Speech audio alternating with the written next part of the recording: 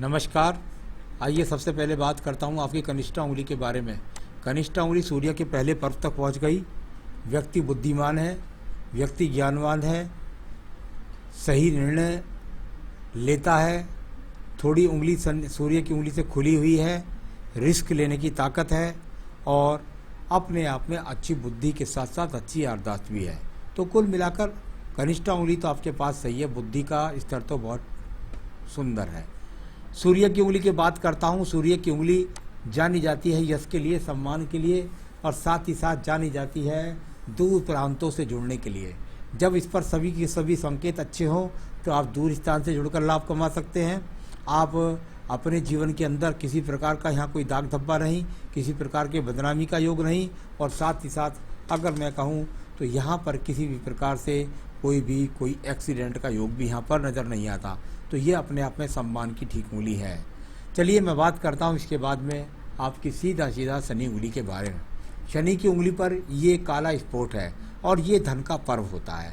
कुल मिलाकर शनि आपका यहाँ पर सपोर्टिंग है, कोई रोग की स्थिति तो नहीं है, लेकिन जब आर्थिक पर्व के ऊपर ये काला तिल हो जाता है तो ऐसा व्यक्ति रिस्क टेकर होता है, यानी कुल मिलाकर रिस्क लेने से नहीं डरता है अपने धन की स्थितियों में।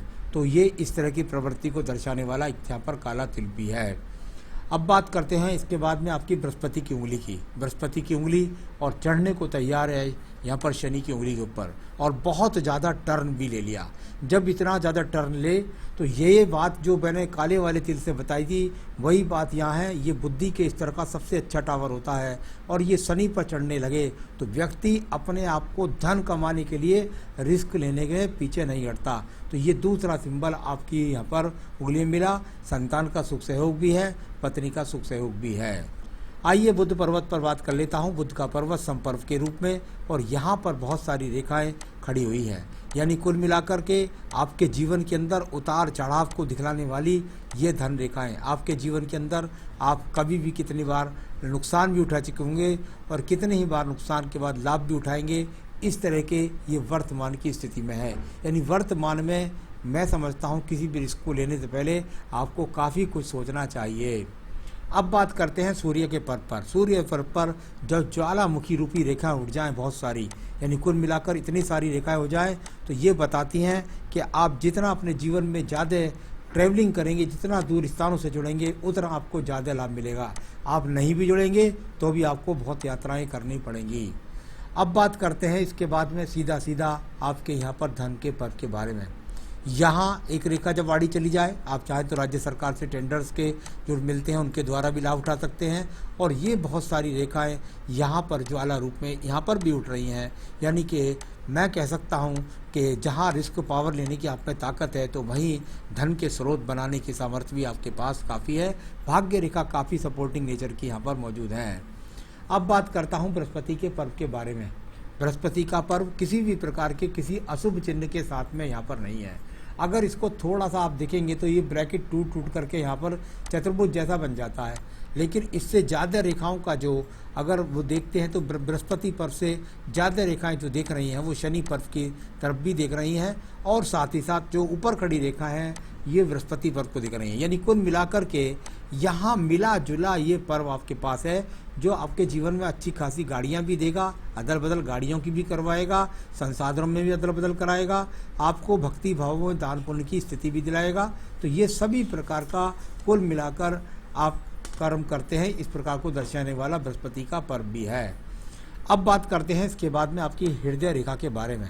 हृदय रेखा और यहाँ पर हृदय रेखा पर अगर मैं देखता हूँ तो किसी प्रकार का कोई बुरा सिंबल नहीं, यानी कुल मिलाकर के आपके जीवन के अंदर जो मन है वो आपका बहुत साफ है, स्पष्ट रूप से खुल करके दूसरे को बात कह देते हैं। किसी बड़े रोग की संभावना यहाँ पर हृदय रेखा में नहीं है। अब बात करता हूँ इसके बाद में मैं सीधा मंगल पर्व के बारे में।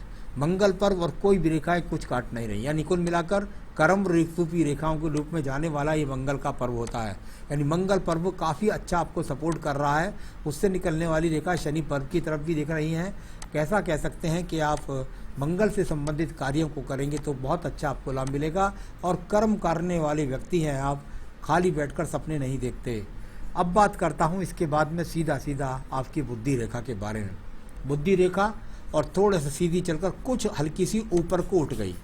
यहाँ अगर थोड़ी सी उठ जाती है, मैंने हमेशा कहा जिस पर्व के नीचे रेखाएं उठे उससे संबंधित आदमी का बुद्धि जुड़ जाती है।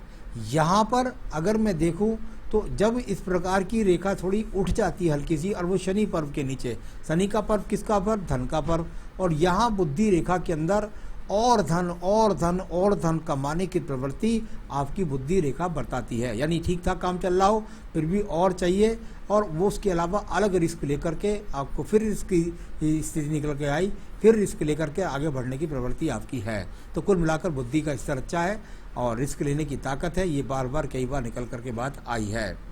इसके बाद बात करता हूँ द्वितीय मंगल पर्वत के बारे में, जो झगड़ों के लिए, झंझट के लिए, मुकदमों के लिए जाना जाता है। ये स्थिति यहाँ पर स्पष्ट है, ऐसी कुछ भी यहाँ पर नज़र नहीं आ रहा। अब बात करते हैं इसके बाद में सीधा आपके यहाँ पर चंद्र पर्वत के बारे में। चंद्र पर्वत पर यहाँ पर वो रेखाएं दिखलाई पड़ती हैं जो अभी हल्के प्रारूप में हैं। हल्के प्रारूप में इसका मतलब ये है कि यहाँ पर वो रेखाएं हैं जो चाहती हैं कि आप चाहते हैं अपने मन के अंदर कि मैं दूर देश प्रांतों से जुड़ूं और वहाँ से भी कुछ लाभ प्राप्त करूं। ऐसी रेखा का सिंबल यहाँ बनाने वाली ये रेखा भी है। ये आपकी यहाँ पर व्यापारिक रेखा, और व्यापारिक रेखा के पास में यहाँ मंगल पर्व से भी बहुत सारी रेखाओं का उदय, यानी पूरा रिस्क लेने की पावर, और उसके बाद पूरी हिम्मत के साथ काम करते हैं। जहाँ तक व्यापार का सवाल है, यहाँ पर क्योंकि पूरी मजबूती से आपकी ये व्यापारिक रेखा चली नहीं है, तो इसके द्वारा ऐसा कह सकते हैं कि व्यापार में उतार चढ़ाव का सामना आपके जीवन में निश्चित रूप से आया होगा और आएगा। आइए बात करते हैं इसके बाद आपके शुक्र पर्व के बारे में। शुक्र का पर्व अच्छे संसाधनों के लिए जाना जाता है। अगर मैं यहाँ देखता हूँ तो यहाँ किसी प्रकार पत्री से कोई वैचारिक मत नहीं, संसाधन आपके पास ठीक ठाक, ऐसी सब स्थितियों को दर्शाने वाला आपका शुक्र पर्व है। यहाँ संतान रेखाएं भी आपके हाथ से चमकती हैं, 2 से 3 संतान रेखाएं भी चमक रही हैं, बाकी पत्नी के हाथ से ज़्यादा ही पता लगती हैं। अब बात करता हूँ आपकी आयु रेखा के बारे में। आयु रेखा, और यहाँ आयु रेखा तो अंदर की तरफ चली गई, और ये रेखा थोड़ा सा इधर से चलती है तो पैतृक संपत्ति का भी लाभ मिलता है। तो पैतृक संपत्ति के लाभ के साथ आपकी आयु यहाँ 80 वर्ष से कम नहीं है। तो कुल मिलाकर आपके, ये तो मैंने वो बताया, अब मैं बताने वाला हूँ आपको आपके यहाँ पर सवालों का जवाब। ये देखिए, आपके ये गणित को देखिएगा, आपकी इस समय 42 वर्ष की आयु है। अगर ये एक रेखा की बात करता हूँ तो ये लगभग 35 से 37 वर्ष के बीच में एक रेखा गई थी। वो रेखा आपके जीवन में आपको अच्छा लाभ दिलाया होगा 35 से 37 के बीच में। ये वो रेखाएं हैं जो बीच में काट रही हैं। ये 42 से लेकर के लगभग 44 से वर्ष के बीच में रेखा काट रही है। उसका क्या फल है ये मैं आपको बता रहा हूँ। तो देखिए, आपके आने वाले 2 वर्ष में आपको ज़्यादा किसी प्रकार का रिस्क नहीं लेना चाहिए, क्योंकि मुझे बहुत बड़े इन्वेस्टमेंट का यहाँ पर आपके योग लग रहा है। यानी किसी प्रकार का झटका, धन खर्च का ज़्यादा लग सकता है। इस प्रकार की स्थिति को दर्शाने वाले 2 साल आगे वाले हैं। तो आपका सिर्फ एक ही सवाल है मुझसे कि क्या मुझे बिजनेस कौन सा करना चाहिए और क्या मुझे पार्टनरशिप करनी चाहिए। देखिए, पार्टनरशिप के लिए जहाँ तक सवाल है, आप कोई छोटी मोटी पार्टनरशिप 10% 20% की कोई हो तो उसे कर सकते हैं। इससे ज़्यादा मैं कहूँगा कि आप पार्टनरशिप कृपया करके ना करें। तो यहाँ आपको इतनी ही पार्टनरशिप करनी है केवल, इससे ज़्यादा पार्टनरशिप आप ना करें, क्योंकि उसमें आपको नुकसान के योग हैं। जहाँ तक यहाँ ये मंगल रेखा से निकल कर के ये रेखाएं जा रही हैं आगे की तरफ, तो ये वो रेखाएं हैं जो बताती हैं भले ही आपके पास रिस्क लेंगे आप, थोड़ा इन्वेस्टमेंट हो जाएगा, लेकिन मुसीबतों से ये रेखाएं आपको निकाल लाएंगी। तो कुल मिलाकर के जो आपका बिजनेस है उसे पार्टनरशिप ना करें तो बहुत ज़्यादा अच्छा है, करें तो 10-20% से ज़्यादा नहीं करना चाहिए। तो चलिए, ये तो पार्टनरशिप का बताया। आपने पूछा मेरा काम क्या बनता है। देखिए, मैंने बताया मंगल का, सूर्य का बहुत ज़्यादा इन्वॉल्वमेंट है आपका।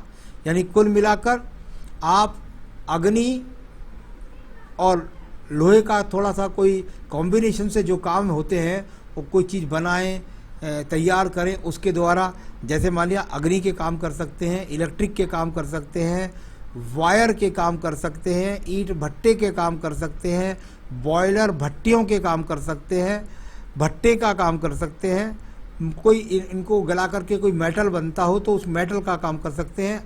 ऐसे कामों को करें और उनका इन्वॉल्वमेंट शुक्र से निकल करके इस रेखा का संबंध बना हुआ है। यानी कुल मिलाकर के इन्हें करें कहाँ, या तो ट्रेडिंग करें, कोई दुकान खोल के ना बैठे, ट्रेडिंग करें, टूर ट्रैवलिंग के काम से जोड़ें, दूर स्थानों से जोड़ें, और साथ ही साथ एक्सपोर्ट इंपोर्ट करें। तो ये आप इन मालों को बना करके एक्सपोर्ट इंपोर्ट करें तो इनसे आपको लाभ मिलेगा। तो ये मेरे हिसाब से आपके काम बनते हैं। और साथ ही साथ 2 साल आपको संभल कर चलना है, ये भी मैंने आपको बता दिया है। और रिस्क टेकर आप आदमी हैं, मुझे इसलिए मैंने वो देख ही लिया है, पहले भी लिए होंगे आपने रिस्क, तो आगे भी आप ले सकते हैं। तो कुल मिलाकर मैंने आपके हाथ के बारे में बताया। आप आगे से किसी चीज़ में धोखा ना खाएं, नुकसान ना हो, इसके लिए आपको रुद्राष्टकम और बजरंग बाण ये अपनी पूजा में आप शामिल कर लीजिए। साथ ही साथ एक जो रतन बाप का बनता है वो बनता है आपका पुखराज। आप एक बेहतरीन सा पुखराज शामिल कर लीजिए, जिससे व्यापार में धोखा ना मिले और सही निर्णय लें, धन का अच्छा आगमन बना रहे, जीवन में संपन्नताएँ बनी रहें। तो यही मेरी शुभकामनाएँ हैं। इतना करें, जीवन में सुखी रहें, यही मेरी शुभकामनाएँ। नमस्कार।